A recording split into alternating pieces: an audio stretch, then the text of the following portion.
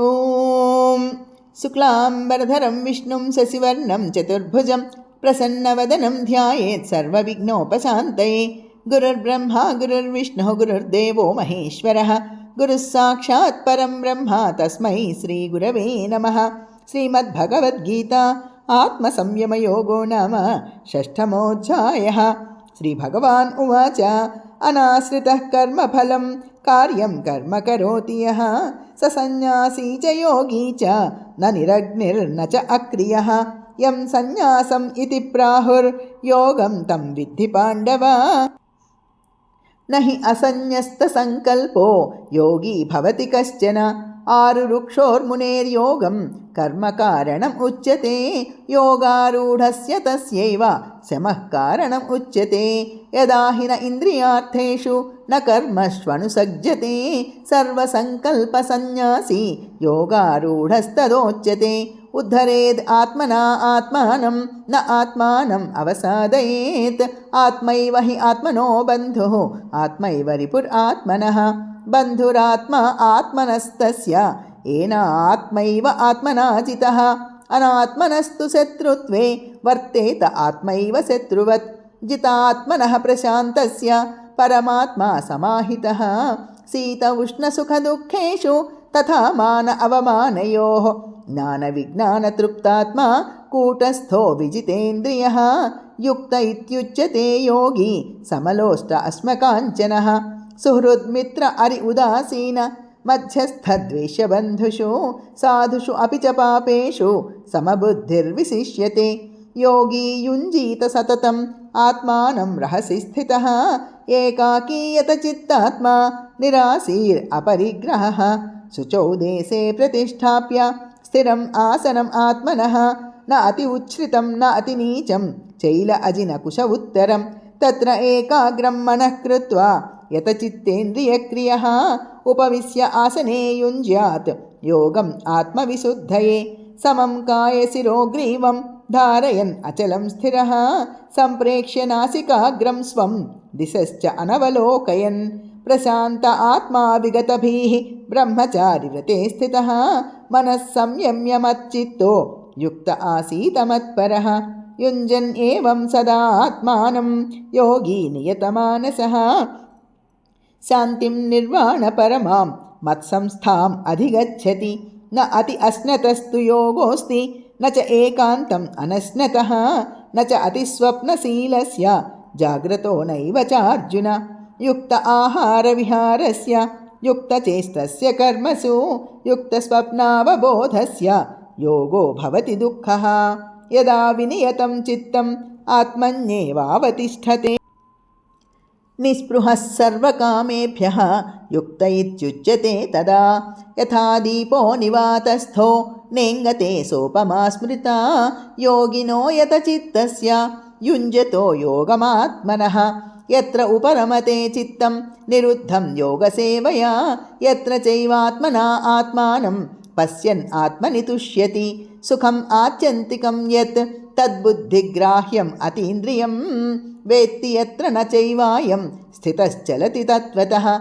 यं लब्ध्वा च अपरं लाभं मन्यते न अधिकं ततः। यस्मिन् स्थितो न दुःखेन गुरुणा अपि विचाल्यते तं विद्याद् दुःखसंयोग वियोगं योगसंज्ञितं। स निश्चयेन योक्तव्यः योगो अनिर्विण्णचेतसा। सङ्कल्पप्रभवान् कामान् त्यक्त्वा सर्वान् अशेषतः मनसैव इन्द्रियग्रामं विनियम्य समन्ततः।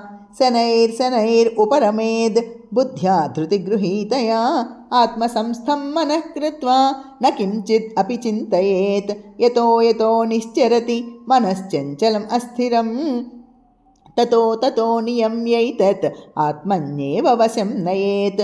प्रशान्तमनसं ह्येनं योगिनं सुखम् उत्तमम् उपैति शान्तरजसं ब्रह्मभूतम् अकल्मषं।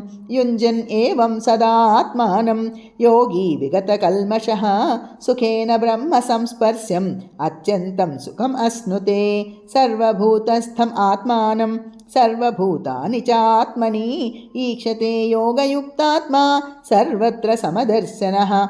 यो मां पश्यति सर्वत्र सर्वं च मयि पश्यति तस्य अहं न प्रणश्यामि स च मे न प्रणश्यति सर्वभूतस्थितं यो मां भजति एकत्वम् आस्थितः सर्वथा वर्तमानोऽपि स योगी मयि वर्तते आत्म औपम्येन सर्वत्र समं पश्यति अर्जुन सुखं वा यदि वा दुःखं स योगी परमो मतः अर्जुन उवाच योऽयं योगस्त्वया प्रोक्तः साम्येन मधुसूदन एतस्य अहं न पश्यामि चञ्चलत्वात् स्थितिं स्थिरां चञ्चलं हि मनः कृष्ण प्रमाथि बलवद् दृढं तस्य अहं निग्रहं मन्ये वायोरिव सुदुष्करम् श्रीभगवान् उवाच असंशयं महाबाहो मनो दुर्निग्रहं चलम् अभ्यासेन तु कौन्तेय वैराग्येण च गृह्यते असंयतात्मना योगो